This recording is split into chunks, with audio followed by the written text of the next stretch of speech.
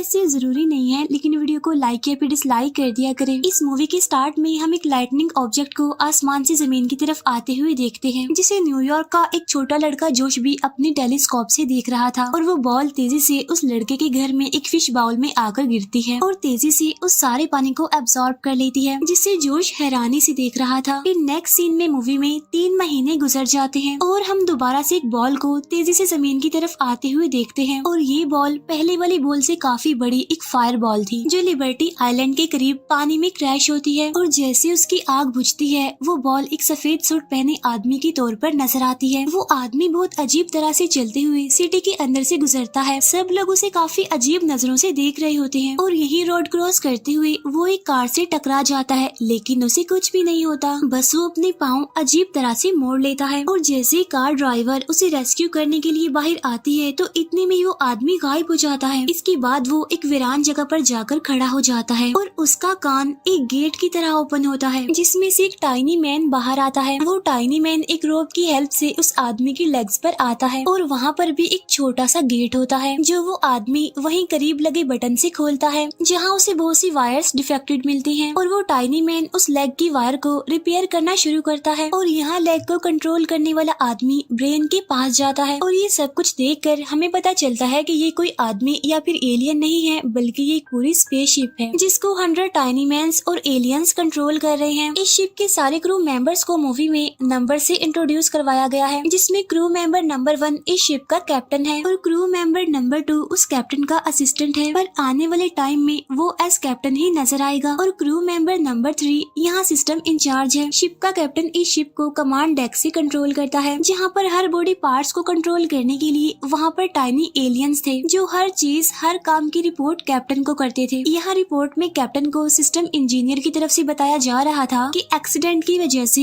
ये शिप अब चल नहीं रही, लेकिन अर्थ के 2-3 दिन के अकॉर्डिंग ये शिप बिल्कुल ठीक हो जाएगी। शिप का ट्रैकिंग सिस्टम भी खराब हो गया था और कैप्टन क्रू मेंबर्स को अब इस सिचुएशन में मीटिंग के लिए बुलाता है, जिनकी बातों से हमें पता चलता है कि वो लोग प्लेनेट नील से आए हैं, क्योंकि उनके प्लेनेट के रिसोर्सेज खत्म होने की वजह से उनका प्लेनेट तबाह होने वाला था और उनको अर्थ सी सॉल्ट और वाटर की जरूरत थी, जिससे वो अपने प्लेनेट को बचा सकते थे। इसीलिए वो अर्थ ओशन से सॉल्ट और वाटर उस बॉल की हेल्प से कलेक्ट करने आए थे, जो उनसे गुम हो गई थी और जिस बॉल को हमने जोश के पास देखा था। और उस बॉल का नाम ऑर्ब था और वो लोग उस बॉल को ढूंढने के लिए ही यहाँ पर आए थे। अर्थ सी सॉल्ट नील प्लेनेट को सालों तक एनर्जी दे सकता था, इसीलिए उन्होंने अर्थ पर आने का डिसाइड किया। अब यहाँ जोश अपनी विंडो से उस ह्यूमन लाइक शिप को देख लेता है और जल्दी से अपनी मॉम को बुलाता है, जो वही लड़की थी जिसकी कार से उस शिप का एक्सीडेंट हुआ था। वो दोनों जल्दी से उस शिप के पास आते हैं और वो लेडी उस शिप से सॉरी कहती है। शिप के अंदर एलियंस पहले तो उसे देखकर घबरा जाते हैं, क्योंकि बेशक वो शिप बाहर से इंसान जैसी लगती थी, लेकिन उसको कंट्रोल करने वाले एलियंस ये बात नहीं जानते थे कि वो कैसे ह्यूमंस की तरह बिहेव करे। और अभी वो किसी इंसान से फर्स्ट टाइम ही बात करने वाले थे और इस काम के लिए वो गूगल की हेल्प लेते हैं, ताकि वो ह्यूमंस के बिहेवियर को जान सके और उनसे बात करने में आसानी हो। वो ह्यूमन शिप का कैप्टन शिप की उस लेडी से एज अ ह्यूमन बात करने की कोशिश करता है। तभी दूसरी तरफ हम पुलिस ऑफिसर्स को देखते हैं, जो उस मिस्टीरियस बॉल को ढूंढने के लिए कोशिश कर रहे थे। वो लोग उस जगह पर जाते हैं जहाँ पर वो शिप लैंड हुई थी। क्रैश साइट पर उन्हें किसी आदमी के फेस इंप्रेशन मिलते हैं, जिससे उन्हें ये पता चल जाता है कि वो कैसा दिखता है। पूरे शहर में उसको ढूंढने की कोशिश की जा रही होती है और यहाँ वो ह्यूमन शिप उस लेडी से बात करने की कोशिश कर रही होती है, लेकिन जैसे ही वो शिप उस लेडी से बात करने की कोशिश करता है, तो फ्रिक्वेंसी ज्यादा होने की वजह से आसपास की चीजें टूटने लगती हैं। फिर फ्रिक्वेंसी सेट करने की वजह से वो शिप उस लेडी को कहता है आई एम ओके। फिर वो लेडी जोश को स्कूल भेजकर उस शिप को अपने घर इनवाइट करती है। शिप का कैप्टन उस लेडी से बात करते हुए खुद को डेव नाम से इंट्रोड्यूस करवाता है और ये नाम उन्होंने अभी गूगल से ही सर्च किया था और अब से हम भी शिप को मूवी में डेव कहकर ही बुलाएंगे। डेव की आईज से शिप के क्रू मेंबर्स जोश की एक पिक्चर देखते हैं, जिसमें उन्हें उनकी गुमी हुई बॉल ऑर्ब नजर आती है। यहाँ जोश की मॉम डेव को बताती है कि ये बॉल जोश ने अपने साइंस एग्जीबिशन में दिखाई थी और अब शिप के डेव के अंदर के लोग जोश की लोकेशन को ट्रेस करते हैं और डेव लेडी को एक्सक्यूज करते हुए वहाँ से चला जाता है। डेव की मूवमेंट को यहाँ पर क्रू नंबर 2 कंट्रोल कर रहा था, जिसको इंसानों पर बहुत गुस्सा आता था क्योंकि कोई भी यहाँ पर रूल्स एंड रेगुलेशंस को फॉलो नहीं करता था, क्योंकि यहाँ पर हर कोई रूल्स एंड रेगुलेशंस के खिलाफ ही चल रहा था। और अब उनका चीफ नंबर 2 के गुस्से को देखते हुए क्रू के डॉक्टर को उस पर नजर रखने के लिए कहता है। और जब डेव एक पार्क के सामने से गुजर रहा होता है तो सारे बच्चे उसकी ड्रेसिंग को देखकर उसे आइसक्रीम मैन समझते हैं, इसीलिए डेव अपने कपड़े चेंज करने के लिए एक मॉल में जाता है। और अब ऑब्वियसली उसे कपड़े खरीदने के लिए भी पैसे चाहिए थे, इसीलिए वो अपने हाथ पर लगे स्कैनर की मदद से पैसों को स्कैन करता है और ड्रेसिंग रूम में जाकर अपनी बॉडी से उन पैसों के सेम प्रिंट निकालता है। डेव अब जोश के स्कूल जाता है, जहाँ प्रिंसिपल उसे टीचर समझकर क्लास में भेज देते हैं। डेव जोश को क्लास से बाहर लाकर पूछता है कि उसकी वो बॉल और कहाँ है, तब वो बताता है कि उसकी क्लास के कुछ बुरे लड़कों ने उससे वो बॉल ले ली थी। फिर जोश डेव को उस लड़के के घर ले जाता है, जहाँ उन्हें वो लड़का नहीं मिलता। फिर वो जोश के घर ही वापिस आते हैं। जोश को डेव के साथ टाइम स्पेंड करके काफी अच्छा लगता है और तभी वहाँ जोश की मॉम आकर डेव को अपने घर डिनर के लिए रोक लेती है। तब डेव का कैप्टन ये बात मान लेता है क्योंकि उसे बाहर अभी खतरा था। यहाँ क्रू मेंबर 4 कैप्टन को बताता है कि जितना ज्यादा टाइम वो इस घर में रुकेगा उतना ही शिप यानी डेव के एक्सपोजर का ज्यादा खतरा है, लेकिन कैप्टन ये बात इग्नोर कर देता है। और अब खाना खाने के बाद वो लोग डेव को अपना घर दिखा रहे होते हैं। डेव को वहाँ पर एक पेंटिंग नजर आती है जिसकी डेव तारीफ करता है। तो वो लेडी बताती है कि ये पेंटिंग इमोशंस और लव को शो करती है। डेव उससे क्वेश्चन करता है कि हमें लव के बारे में कैसे पता चलता है, जिस पर वो कहती है कि जब ऐसा होता है तो हमें खुद ही पता चल जाता है। ये सुनकर डेव पहले तो शॉक होता है और फिर वहाँ से चला जाता है। डेव रात एक रोड पर गुजारने का डिसाइड करता है, जहाँ एक आदमी उसे सर्दी से बचने के लिए शॉल देता है। और डेव का कैप्टन इस बात से काफी इम्प्रेस होता है कि इंसान कितने रहमदिल होते हैं। और यहाँ सब एलियंस को रियलाइज होता है कि ह्यूमंस एलियन से ज्यादा एडवांस्ड है। शिप यहाँ एक रात के लिए रिटायर हो जाती है, यानी डेव सो जाता है। यहाँ शिप में यानी डेव के अंदर डॉक्टर कैप्टन को बताता है कि शिप के अंदर कुछ अबनॉर्मल बिहेवियर सामने आ रहे हैं, जिसके बाद कैप्टन कंट्रोल रूम में जाकर देखते हैं कि क्रू मेंबर नंबर 3 अभी तक काम कर रही है। और वो कैप्टन को बताती है कि उसने एक ऐसी फाइल ढूंढी है जो ह्यूमंस अपनी लाइफ में एक बार जरूर देखते हैं, और ये एक अमेरिकन इमोशनल मूवी थी। कैप्टन और नंबर 3 वो मूवी देखते हैं जिसके एंड पर वो दोनों रो रहे थे। इसके बाद कैप्टन और नंबर 3 सोने के लिए चले जाते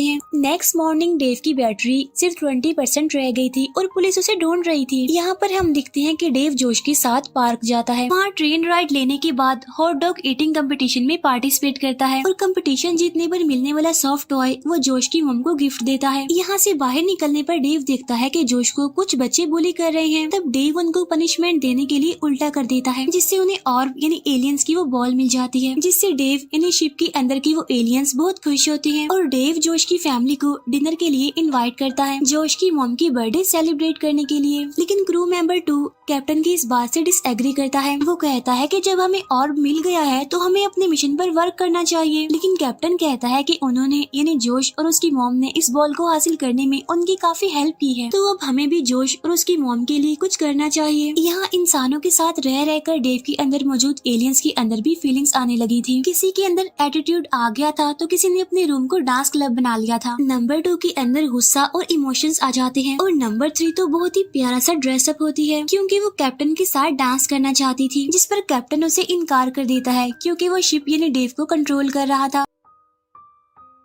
और डेव भी पार्टी में उस लेडी के साथ डांस कर रहा था। और नंबर 3 यहाँ पर हर्ट होकर वहाँ से चली जाती है। यहाँ होटल से डेव को पुलिस अरेस्ट कर लेती है और शिप के अंदर सबकी बदले हुए बिहेवियर से नंबर 2 को बहुत गुस्सा आता है और वो शिप आर्मी को अपने साथ मिलाकर अब अपने मिशन पर काम करने के लिए सबको कहता है। और सारी क्रू यहाँ तक कि नंबर 3 भी नंबर 2 के साथ मिल जाती है। इन्वेस्टिगेशन रूम में डेव की ओपन स्पीकर की वजह से ऑफिसर एलियंस की सारी बातें सुन रहे होते हैं। तब उनकी बातों से पुलिस को लगता है कि ये एक एलियन सोल्जर है। फिर वो दोनों पुलिस ऑफिसर्स इन्वेस्टिगेशन रूम से चले जाते हैं। शिप के अंदर अब न्यू लीडर सबको वार्न करता है कि अब यहाँ पर कोई भी अन एलियन बिहेवियर शो नहीं करेगा। और यहीं पर डेव यानी वो शिप अपने हैंड पिस्टल को यूज करते हुए पुलिस स्टेशन की वॉल को तोड़ देता है और यहाँ से बाहर जाने लगता है। पुलिस उसे रोकने के लिए उसे शूट करती है पर कोई भी बुलेट उस पर कोई असर नहीं करती। डेव यानी उस शिप के अंदर एक एलियन अपने न्यू लीडर के गुस्से से बचने के लिए शिप से बाहर जंप कर देता है। डेव की आई से नंबर 2 यानी न्यू लीडर पुलिस स्टेशन में जोश और उसकी मदर को देखता है, पर अपने न्यू लीडर के अकॉर्डिंग डेव अपने मिशन को पूरा करने के लिए आगे बढ़ जाता है। नंबर 2 जोश से अब बहुत ज्यादा काम ले रहा था, जिसकी वजह से नंबर 3 को मिशन खराब होने की टेंशन हो जाती है, इसीलिए वो जल्दी से अपने असल कैप्टन को छुड़वा लेती है। लेकिन वो दोनों पकड़े जाते हैं और उनको डेव की नोज के जरिए बाहर निकाल दिया जाता है और अब वो टाइनी एलियंस, ह्यूमन और डॉग से बचने की कोशिश कर रहे होते हैं। अब वो दोनों लड़ते हुए एक प्लास्टिक बैग देखते हैं और वो उसे as a hot air balloon use करके शिप तक पहुंचने की कोशिश कर रहे होते हैं, लेकिन वो बैग बस के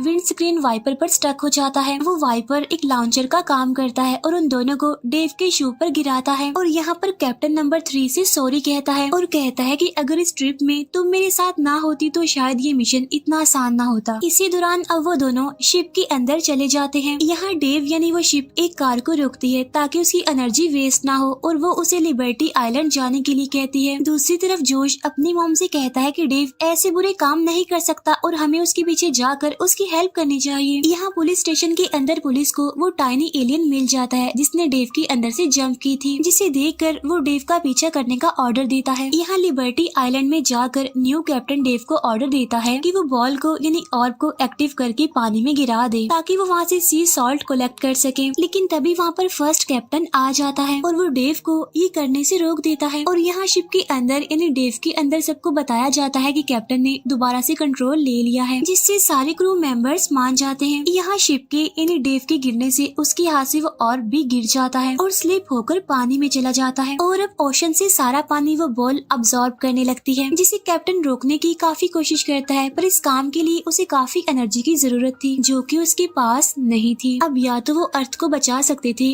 या अपने प्लेनेट पर वापस जा सकते थे। तब कैप्टन अपने क्रू से अर्थ को बचाने के लिए परमिशन लेता है, जिस पर सारे एग्री हो जाते हैं क्योंकि उन्होंने अर्थ से कुछ सीखा था, दूसरों को प्यार करना और उनकी हेल्प करना। और अब डेव अपनी सारी एनर्जी यूज करते हुए अर्थ को बचा लेता है, लेकिन यहाँ पर डेव की पावर्स खत्म हो जाती हैं और इतनी ही देर में वहाँ पर पुलिस भी आ जाती है। यहाँ पर जोश भी पुलिस के साथ ही था और वो जल्दी से पुलिस ऑफिसर का टेजर यूज करते हुए डेव को चार्ज कर देता है और जैसे ही डेव चार्ज होता है तो उसका माउथ किसी गेट की तरह ओपन होता है, जिसमें से कैप्टन और नंबर 3 निकलते हैं और वो पुलिस को अपने बारे में सब कुछ बता देते हैं और वो जोश की फैमिली को बाय कहते हुए ये कहते हैं कि हम किसी और प्लेनेट से एनर्जी रिसोर्सेज ले लेंगे लेकिन अर्थ को नुकसान नहीं पहुंचाएंगे। तब ये बात सुनकर पुलिस उनके दूसरे एलियन को भी शिप में रख देती है, यानी जिसने शिप से जंप लगाई थी। इसके बाद डेव अपने प्लेनेट पर जाने की तैयारी करता है और उसकी पूरी बॉडी से करंट फ्लो होता है और जैसे ही वो ऊपर की तरफ मूव करता है तो यहाँ FBI की एंट्री होती है जो हेलीकॉप्टर से डेव पर ट्रैप डाल देते हैं। और अब जैसे ऑफिसर्स उनके पास आने वाले थे,